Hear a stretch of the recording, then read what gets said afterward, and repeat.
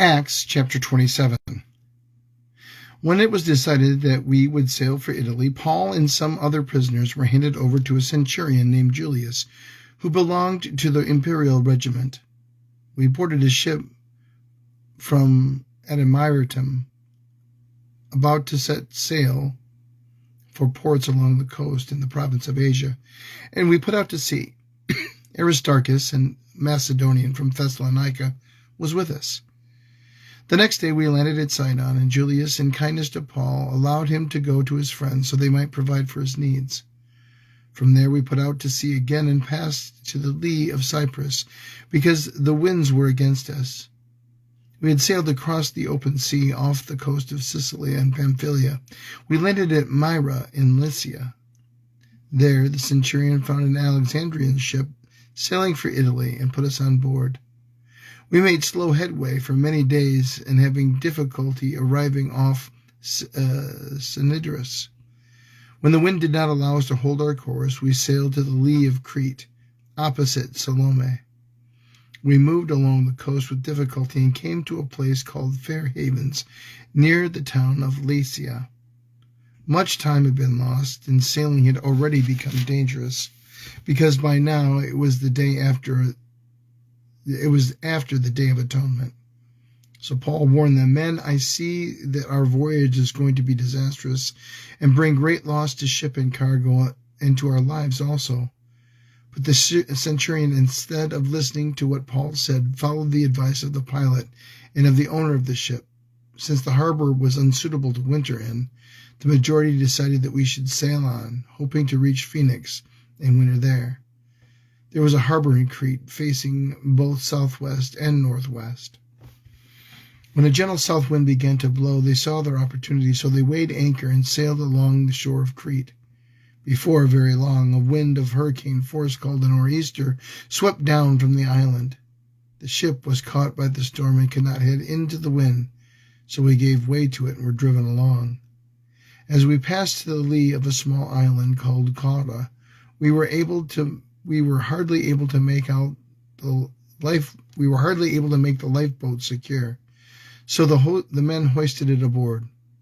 Then they passed ropes under the ship itself to hold it together, because they were afraid they would run aground on the sandbars of Cyprus. They lowered the sea anchor and let the ship be driven along. We took such a violent battering from the storm that the next day they began to throw the cargo overboard. On the third day they threw the ship's tackle overboard with their own hands. When neither sun nor stars appeared for many days and the storm continued raging, we finally gave up all hope of being saved. After they had gone a long time without food, Paul stood up before them and said, "Men, you should have taken my advice and not sailed from Crete. Then you would have spared yourselves this damage and loss.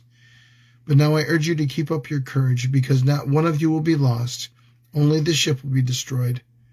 Last night an angel of God, to whom I belong and whom I serve, stood beside me and said, "Do not be afraid, Paul. You must stand trial before Caesar, and God has graciously given you the lives of all who sail with you.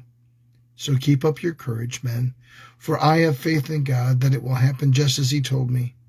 Nevertheless, we must run aground on some island."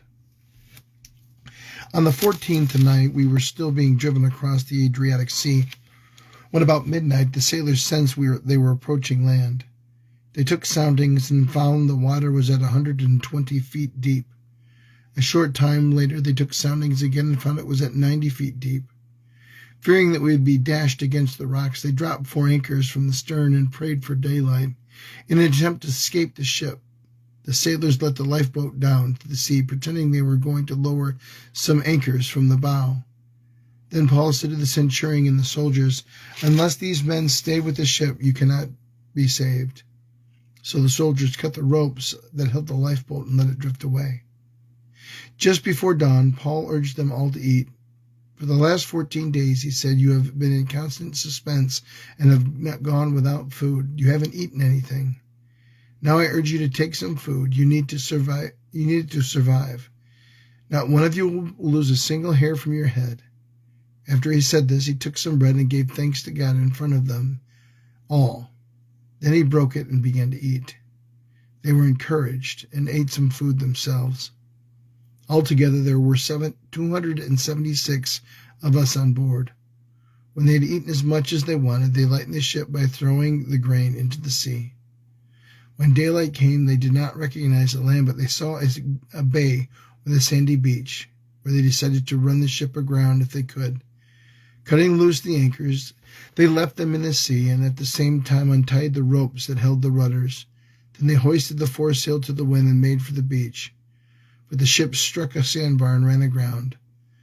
The bow stuck fast and would not move, and the stern was broken to pieces by the pounding of the surf. The soldiers planned to kill the prisoners to prevent any of them from swimming away and escaping.